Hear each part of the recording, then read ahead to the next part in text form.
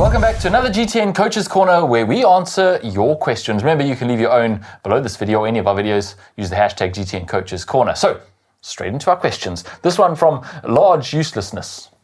Interesting name. Hashtag GTN Coaches Corner. How to differentiate between beginner's uncomfortable and actual uncomfortable when riding bikes. I'm new to cycling, been busy setting up my saddle, stem, kind of these things for a while.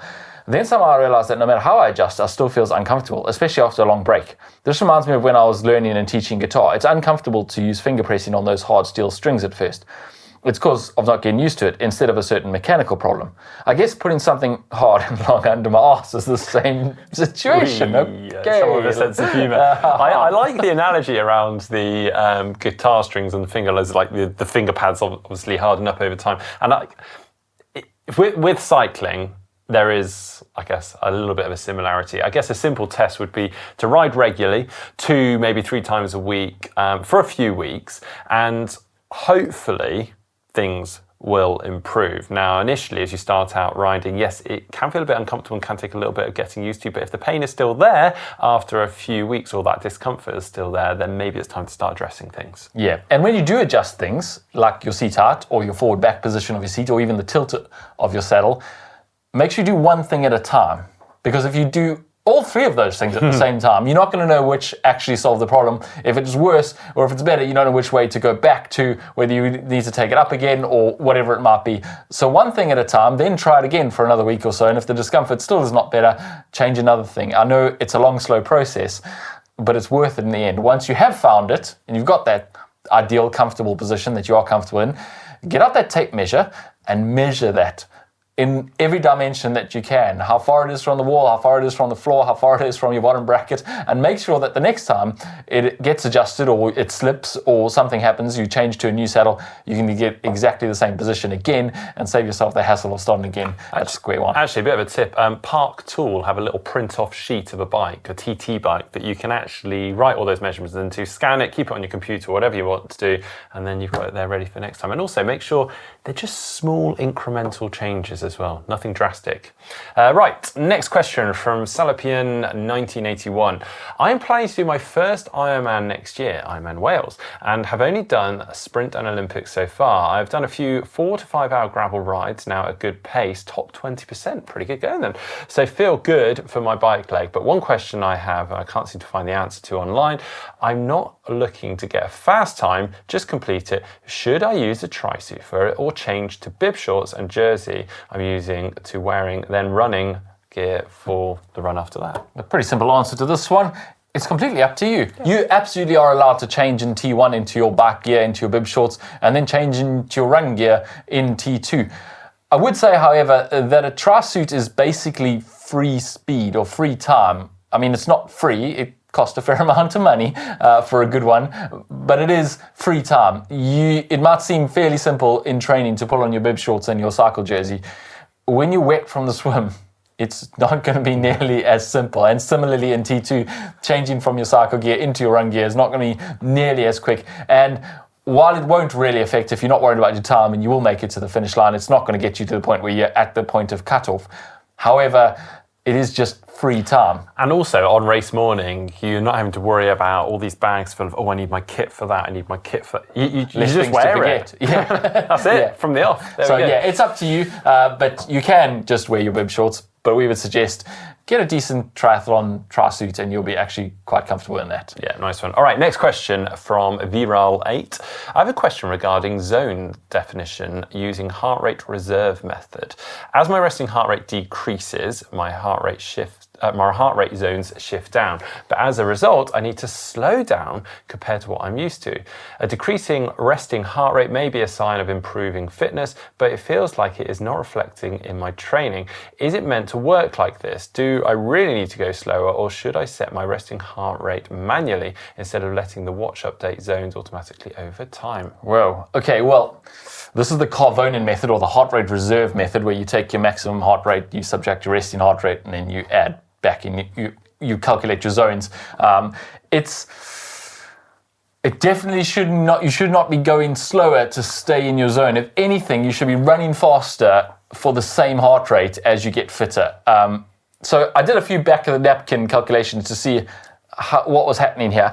Essentially, if my resting heart rate dropped by a full 10 beats per minute using the Carvona method, and I take the top of zone 2, that's 70%, and I assume that my resting heart rate, maximum heart rate is 185, my resting heart rate is 50, I would go from 144.5, say 145 beats per minute, down to 143 beats per minute for the top of zone 2. That's a 2 beat per minute difference, with a 10 beat per minute difference in my resting heart rate, which, let's be honest, is unrealistic. No one's going to improve their resting heart rate by 10 beats per minute very rapidly, maybe after years of training, but that's not happening quickly in one season. Even 5 beats per minute, you're looking at like 1.5 beats difference. So clearly there's something going wrong with his calculations here, or with his watch, potentially. If he's just using the numbers spat out by your watch as your zones, you should probably correct your zones. Make sure that they're correct. You can obviously manually insert your numbers into your watch so that your resting heart rate and your maximum heart rate are more accurate. Obviously, those are still guesstimates, but we would suggest you actually use lactate threshold heart rate zones. And that means testing what your lactate threshold heart rate is. And that means doing a hard effort. 30 minutes, as hard as you can, running or cycling, and take your average heart rate for the last 20 minutes, and you can take that as a rough estimate of your lactate threshold resting heart rate, or lactate threshold heart rate, and from that you can work out all your zones using lactate heart rate zones, and then you can input those into your watch and they will be accurate. And as you train, you can do the test again in 6 weeks or 8 weeks, do the same 30-minute time trial, and you'll see your zones slightly change. But if you're having to slow down to stay in your zones as you get fitter, something's going wrong. Your zones are wrong. No, that's certainly the kind of the lactate threshold heart rate is what we base our zones off, and I know a lot of other people do. So, yeah, good bit of advice. Right, slop 3 in said another one about cramping in open water. No matter what I do, I seem to have cramps or be close to cramping. I've tried electrolytes, high 5, thousands, and 1500 from Precision, bananas before swimming, strengthening my calves, feet, but none seem to do the trick. I seem to not be using my feet at all during open water swimming. They mostly just drag behind whilst swimming and nice and relaxed. But if I spend more than 40-ish minutes in the water, they're about to start cramping. Any other suggestions or tips? Ooh. Yeah, we had this one similar. Yeah, someone in the pool was cramping. Yeah. Cramps. The cause of cramps is unknown, as we said then, and no one really knows the reason. But it's unlikely to be nutrition related if it's happening in a 40-minute swim.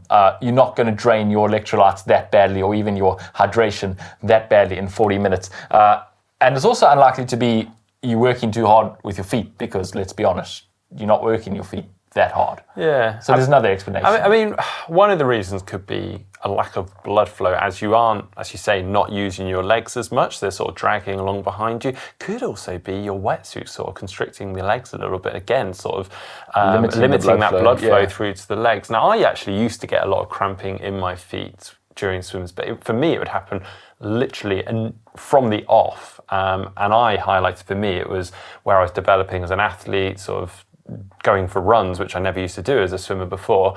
And if I went swimming after running, my lower legs would just start cramping. So I learned initially just to actually switch everything around in my schedule, and over time things strengthened and got conditioned, and all is good. Tired feet. Yeah, I think that's probably the thing that is happening here. I know you say you're not using your legs in your open water swimming, but you are using your legs. You're at least using some muscles to hold those toes in a slightly pointed position. And it might not feel like you're doing anything really aggressive or actually working those muscles, but you are pointing your toes just a little bit, because that's what you're supposed to do. It's the most hydrodynamic position for your toes to be in. However, it takes some energy to get there and to hold them there. In fact, you can do this test. Sit on the couch tonight while you're watching telly and just point your toes. And I guarantee you, you won't be able to keep your toes pointed for more than 5 to 10 minutes, never mind the 40 minutes that you're doing in the pool. And obviously, if you're swimming with, this often happens in open water more than the pool, because in the pool you do a tumble turn, you push off the wall, and you kind of break that position that your foot's been in, whereas in the open water you're just holding it in exactly that pointed toe position for so long. And any muscle you hold in the exact same position for that long, even if it's a small muscle, even if it's not working that hard, is definitely going to cramp after a while. So you do need to strengthen those muscles, and you need to be conscious of that. Occasionally just flutter kick your legs and get the blood flowing and break those muscles, and hopefully that will solve your problem. But it's probably not nutrition related. No. All right. Next question. This one's from NB Bert. Hashtag GTN Coaches Corner. Morning GTN, love your content. I'm new to multisport and back into running after 10 years or so of road cycling, but keep suffering from a very tight calf on my left, my weaker side, which develops further problems as my training frequency load increases. I use a pair of low drop 0mm Ultra Escalante trainers. I like the wide toe box and have a wide foot. Could they be part of the issue, and would I be better using a pair of standard drop cushion shoes? Whatever standard drop would be. Can you explain drop and stack, please?